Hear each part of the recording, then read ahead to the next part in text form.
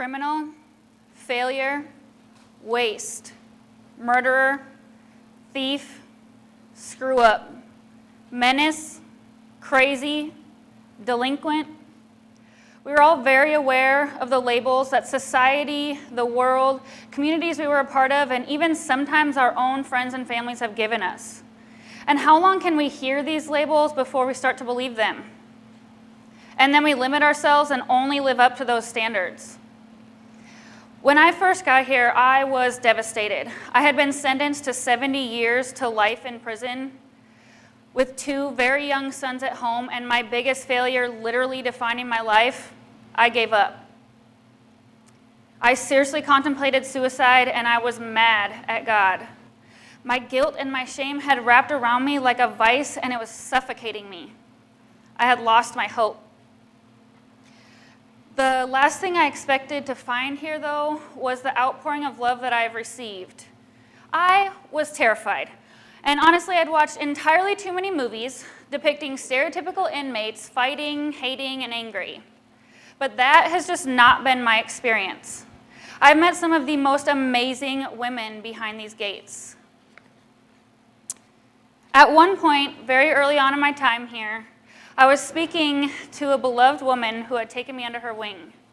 I broke down that day. I laid it all bare. I told her that I couldn't go on, that I was done. What was the point?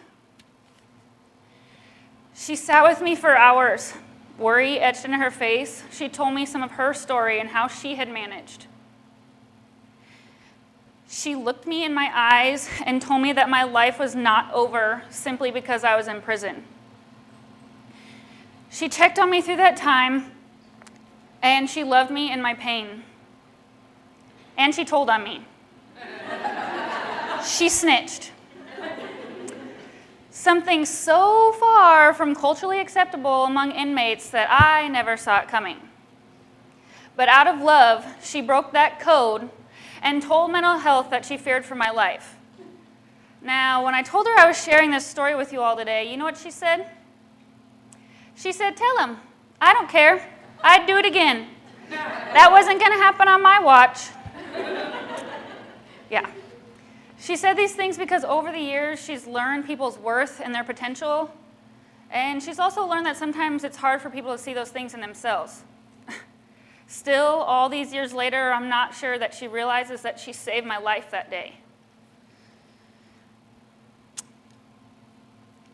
It took me coming to the end of myself for me to find myself, for me to move my identity from what the world says about me to my status as a child of the Most High God.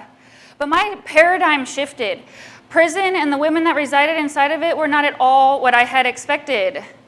We empower each other through sharing our personal stories, and we are connected through our traumas. God put these women in my life to lend me their strength until I could manage to carry myself on my own again. These women taught me that I can still put a lot of good into the world. They taught me how to be the best mother I can be from where I am, and to hold tight to my faith in Jesus, not to run from it. They helped me see that my value is not measured in what I had done, but that I am worthwhile simply because I am human, because I breathe, and because I love. They guided me and supported me in my journey to forgiving myself, and my life has been changed because of them. My hope has been restored. Don't you see? This can be the fulcrum upon which everything changes. Everything.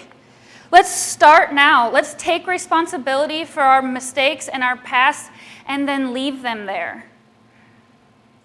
The way I see it is we can either choose to let ourselves get bitter or we can choose to get better. The choice is ours alone. Bitter versus better, they're only one letter different, but they are worlds apart. I choose to get better. And it has been my experience that into my wound is where the light has entered me. We can own our part and then move into truth. Are you sulking? Well, you should stop. Because wherever you are or whatever you've done, it is never too late. I believe that we've put God in a box and said that some are beyond the reach of his redemptive power. But I see that as a lie. I believe wholeheartedly that God can take a life that has done incredible harm, like mine, and redeem that life for good. Henry Ford once said, whether you think you can or you think you can't, you're right. Let's choose to be brave enough to be vulnerable and to let people in. Let's take advantage of programming and classes and learn as much as we can, and then take on the challenge of teaching others what we've learned and mentoring them on their journey, just as that beloved woman did for me.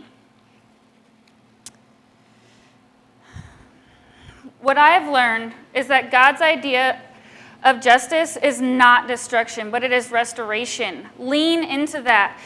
Nothing can change what has already happened, but if you put your mind to it, you do not have to stay the same as you've always been. We are all broken, but we can all be repaired, and we can all be restored. We rise by lifting others. Coming to prison, building these relationships and cultivating these connections has come to look like, in my eyes, a lot like we are war buddies. All of us are deeply bonded because we're surviving the worst of our lives together.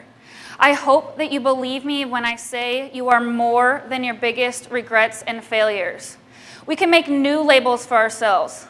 Let's set new standards because we are daughters, sisters, friends, mothers, mentors, survivors, overcomers, advocates, redeemed, forgiven, and freed.